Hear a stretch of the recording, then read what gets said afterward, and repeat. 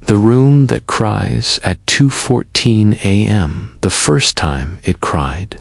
I thought it was just the wind. I had moved into the farmhouse to escape my own life, the breakup, the breakdown, the hospital stays. I needed a reset. The countryside seemed like the right place, quiet, cheap, far from anyone who knew what I had done or what I'd lost. Mrs. Gardner, the old woman who rented it, said only one room was available. Top floor, she rasped. Used to belong to my daughter. She's gone now. You can take it if you don't mind the cold. I didn't care. I just needed space. Somewhere the past couldn't breathe down my neck.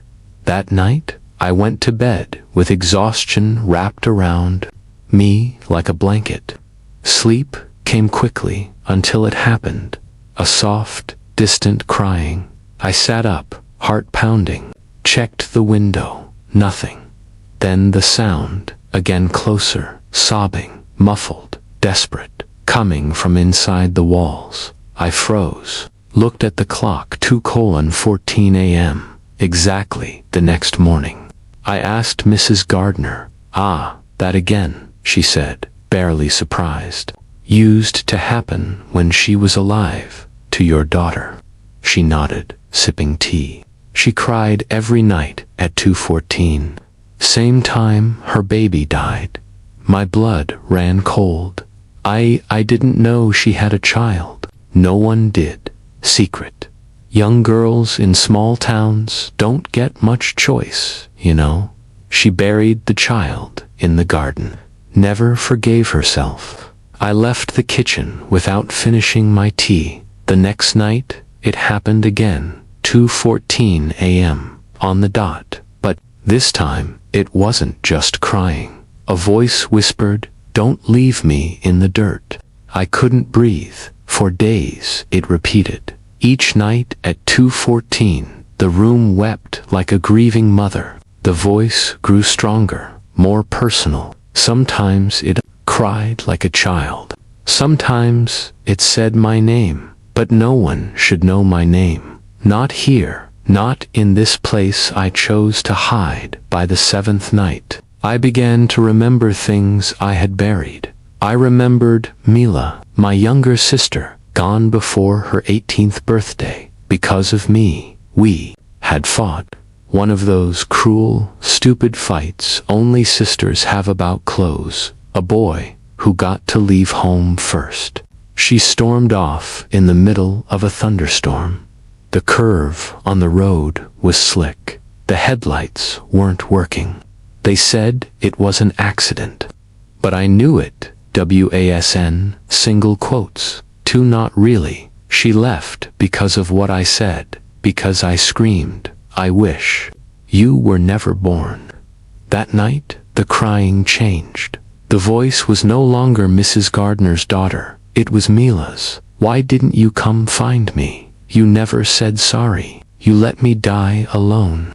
I screamed into the darkness. I didn't mean it. The room went silent for the first time, and I thought maybe, just maybe, it was over. The next night, I slept peacefully until 2:14. This time, the bed moved. It rocked gently, like someone was climbing onto it. I opened my eyes and saw an outline. At the edge, hair draped down, pale skin, broken smile, Mila. She looked like she did the day of the funeral. Wet, dirt under her fingernails, as if she had clawed her way out of her own grave. I couldn't move, couldn't scream. She leaned forward and whispered, "I forgave you, but the house hasn't." Then she vanished. The next day, I told Mrs. Gardner everything. To my surprise, she nodded, sad, understanding. "I think this house pulls the broken-hearted," she said.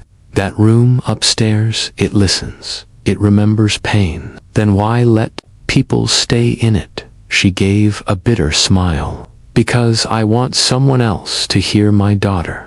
I'm too old to keep listening alone." I realized then This wasn't a rental. It was a trade. Pain for pain.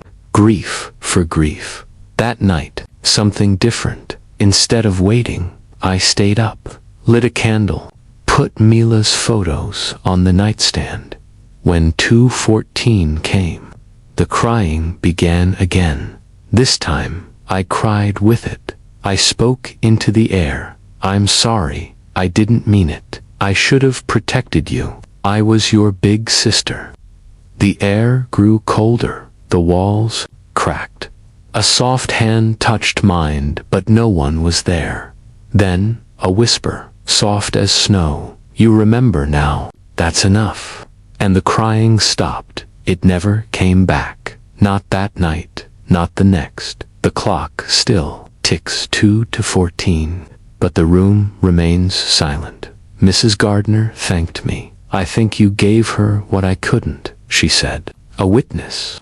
Before I left, I visited the garden. There, beneath the old willow tree, I placed a small wooden marker, not for her daughter, but for mine, because what I hadn't told anyone, what I hadn't told myself, was that I too had been pregnant once with Mila's child, and I had ended it. That was the true grief. That was the real ghost.